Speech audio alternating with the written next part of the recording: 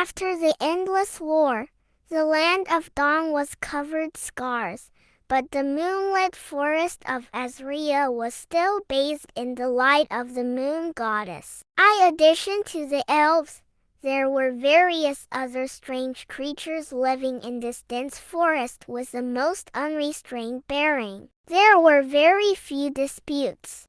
Leonins were the most peculiar race in this forest. They were few in number, but they were born with a cute appearance, agile demeanor, and some talent for using spiritual power.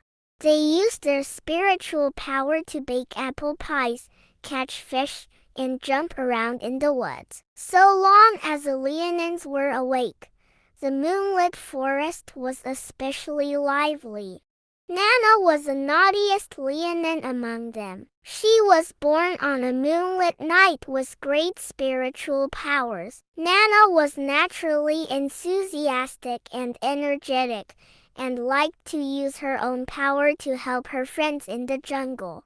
It is just a pity that she, being rash and reckless, either baked other people's apple pies to ashes or uprooted the berry bushes. Gradually, everyone began to distance themselves from Nana. Fortunately, there was a little leopard cat called Melina who was always by Nana's side. Melina was a small leopard cat living on the edge of the moonlit forest. She had no father, no mother, and no friends. She lived alone ever since she could remember. Owing to an accident, Melina broke into the gathering place of the Leonins, got stuck in a dangerous cave, and it was Nana who saved her.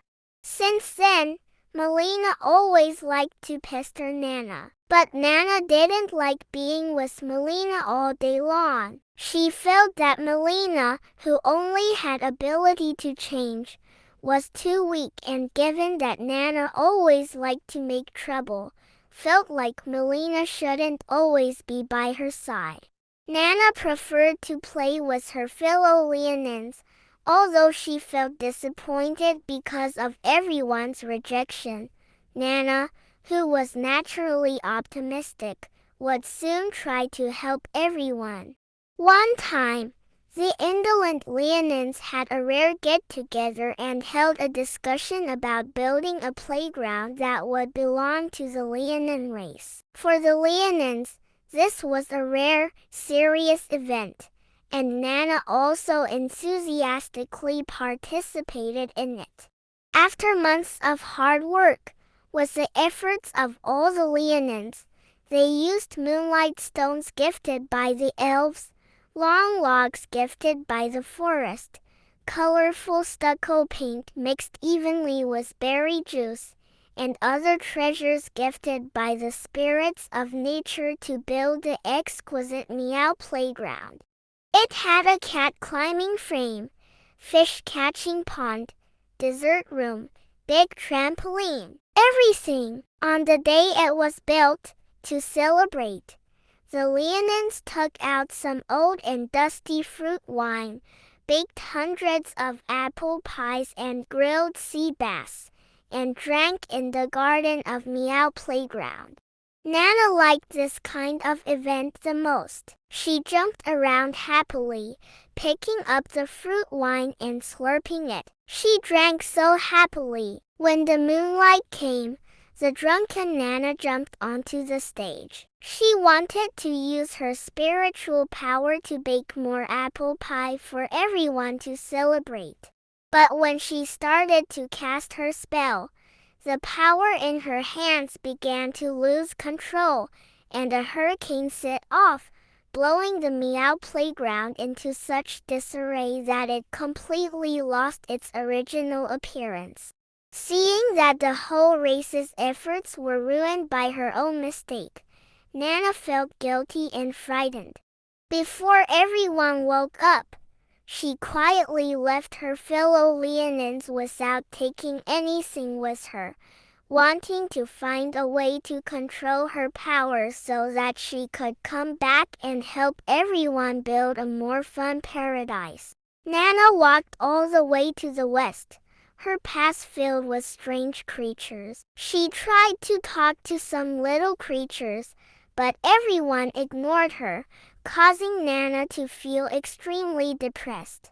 Nana, who had never walked out of the moonlit forest, felt an unprecedented sense of loss and loneliness, until she found out that Melina had been following her secretly from the beginning.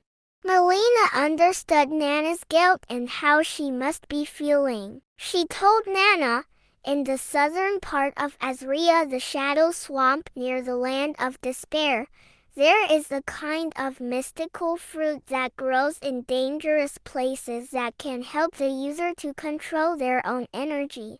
Nana was a little surprised that the little leopard cat was still following her, and she was a little moved. But Nana still refused Melina's request to go with her to the Shadow Swamp. She was worried that there would be some dangers on the way that would hurt her little friend.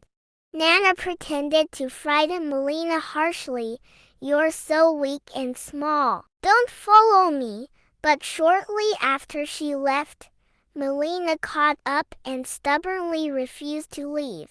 Nana discovered for the first time that the weak and small leopard cat was also persistent. She was happy inside, but on the surface, she accepted Melina's company with reluctance.